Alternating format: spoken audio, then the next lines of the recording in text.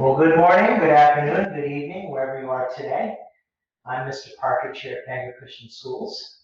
This is Algebra 2, and we're going to go over lesson 1.4, Simplifying Algebraic Expressions. Would you join me in prayer this morning so that we can get off on a good start? Father in heaven, thank you so much for the blessings that you've given us. It's good to remember the living God. It's good to remember what he's done through his son, Jesus Christ. I ask that you would help me to explain this lesson to my students today in a way that's understandable, in a way that they can succeed. Help me to be a blessing to them. Help me to love them the way that Christ already does. And help us to see the love of God and the transforming power that it has in our lives. Please forgive me of any areas where I may have fallen short. And we do everything today to your honor and to your glory. In Jesus' name, amen. What we want to accomplish today is pretty basic. We want to simplify and evaluate algebraic expressions. So I'm going to go through a series of examples. And from those examples, hopefully, we'll be able to begin to see how the process works and what's going to be expected of us today.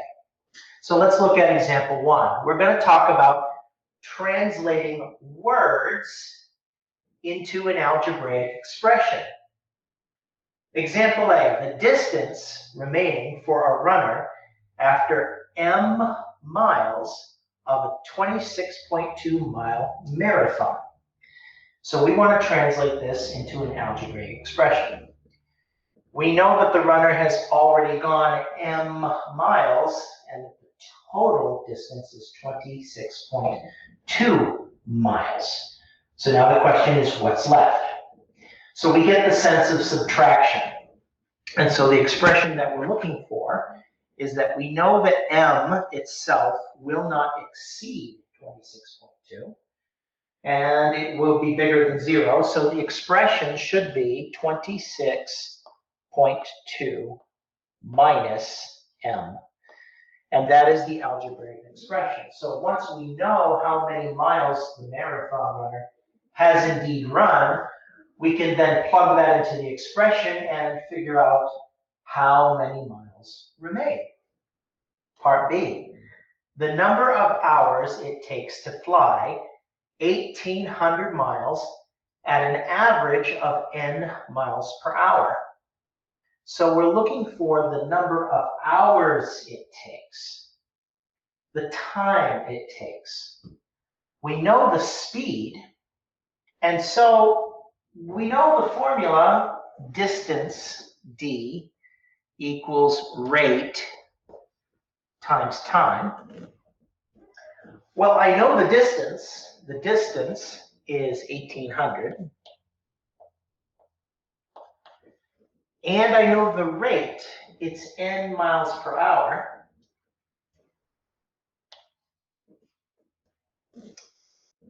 And I want to know the number of hours, that's the time. So I would use h. So now what I'm going to do is I'm going to take and divide both sides by the speed, n miles per hour. And so when I do that, I get the expression that the number of hours it takes is 1,800 divided by the speed. And that tells me how long it takes. So once I know how fast this thing is traveling, how many miles per hour, I can then correctly calculate the number of hours it will take. Part C, the number of seconds in h hours. So let's think about this. We know how many minutes are in an hour. 60 minutes per hour. How many seconds are in a minute? 60 seconds per minute. So we have two multiples here of 60. So the number of seconds in h hours. So if I have 1 hour, well, that's 60 times 60, which is 3,600 seconds. If I have 2 hours, I would just take 3,600 times 2. So the expression here is 60 times 60 times h. But I'm going to simplify that and let that become 3600 h. And so that represents the number of seconds in h hours. Okay, so what did we just do for example 1? Well, one of the skills you have to be able to have is to be able to translate words into algebraic expressions. Example 2, you'll need to know how to evaluate algebraic expressions. Now, evaluating is different than solving. Evaluating is different than solving. Solving means you have an equation and you're trying to figure out what the variable is. That's solving. Evaluating is you already have an expression and you're going to plug certain values into that expression and then perform the order of operations to arrive at a value. So that's the key difference between solving and between evaluating. And so right now what we want to do is we want to evaluate. So what we're going to do is we're going to use the substitution property. We're going to replace all of the x's with 4 and all of the y's with 7. And then we just go according to the order of operations. So let's do that. X is 4. So this becomes 4. Always use parentheses when you use the substitution property. 3 times 4 times 7 minus 2 times 7. Well, this becomes 4 plus 3 times 4 is 12. And 12 times 7 is 70 plus 14, which is 84. Hopefully I did that right. And then 2 times 7 is 14. 84 take away 14 is 70, and 70 plus 4 is 74. And so hopefully I did this right. 74 is what we want. Let's do the next one. B squared z minus 2bz plus z squared. I have learned as a teacher I need to put dashes through z's because if I don't, my z's look like 2's. So that's why my z's have dashes. Let's use the substitution property. So always use parentheses when using the substitution property. 6 squared times 2 minus 2 times 6 times 2 plus 2 squared. 6 squared is 36, and 36 times 2 is 72. 2 times 6 is 12, times another 2 is 24. And 2 squared is 4. Negative 24 plus 4 is negative 20. And 72 minus 20 is 52. And so we evaluated that. So what have we just done? Well, you also need to know how to evaluate. And even though it's not part of this lesson, I'd really like you to think about the difference between evaluating and solving, because there is a difference. So you need to understand that difference. All right, next part of the lesson, we're going to talk about simplifying expressions. So there's a key acronym we use all the time in algebra. It's called CLT, which is close to TLC. TLC is tender love and care. Well, we use CLT in algebra, which is a kind of tender love and care towards expressions, not people, but we combine like terms. And so that's what we're going to do. We're going to combine like terms. Now, in part A, I see an x squared, and the only other like term would be this one. So x squared plus 7x squared would give me 8x squared. And then the remaining terms are not like terms, so they're just rewritten again. And then there's nothing more to do. Now, if I know what x and y is, then what would I do with those numbers, x and y, if I knew what they were? I would evaluate. But since I don't know x and y, I'm not going to evaluate. Part B, there's a little bit of work to do before we can use combine like terms. So I've got to distribute that b first. So this becomes 5a squared b minus 2ab. And now I can rewrite the remaining terms. Minus 11a squared b plus 2ab. And immediately I see that I have both a negative 2ab and a positive 2ab. So those are inverses, and so they cancel away to the number 0. 5a squared b minus 11a squared b would be negative 6a squared b, and that's the final expression. So quick review before we move on to example 4. What are you going to be expected to do in the homework and the tests and the quizzes?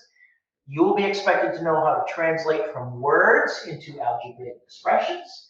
You will be expected to know how to evaluate algebraic expressions. And you will be asked to know how to simplify expressions. And now we're going to get into the meat and potatoes of the whole reason why we do this, and that's for applications. This is actually why we study mathematics. So, okay, let's look at example 4, transportation application. Susan's hybrid car gets 45 miles per gallon on the highway and 25 miles per gallon in the city. First part, let's write and simplify an expression for the total number of miles she can drive if her fuel tank holds 15 gallons of gas. Well, I know how many miles per gallon she gets on the highway. That's 45. So I'm going to let H represent the gallons that she uses on the highway. And I know how many gallons she uses, or how many gallons per mile, or miles per gallon she uses in the city. We're going to let that be C. And so H plus C should be 15 because I'm going to assume that she's going to go on a full tank. And I know from the problem that she has 15 gallons in her car. Now, let's take the miles per gallon and let's get the expression for the total miles. This would be, let's use a different color, 45H plus 25C. And that expression will represent the total number of miles that you can travel. But I can do better than this. We can do better than this. What do I mean by that? We can get this expression from 2 variables to 1. So we're going to assume that an expression can be made better if we can reduce the number of variables in the expression. How can I do that? Here's how. I know this relationship has to hold. H plus C is going to be 15. So if I solve for C, I know that C, the city gallons, is 15 minus H. And so now what I'm going to do is I'm going to use the substitution property, and I'm going to replace C here with the new expression 15 minus H. So this becomes 45H plus 25 times 15 minus H. Let's distribute that 25. 45H plus 375 minus 25H, that's going to give us this new expression of 20H plus 375.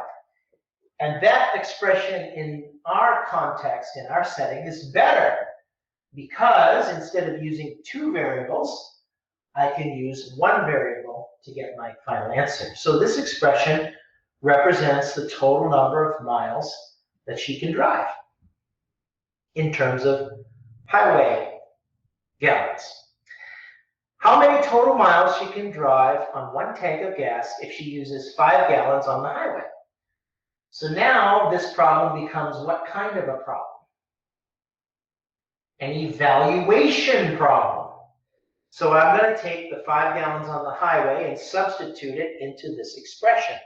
This becomes 20 times 5 plus 375.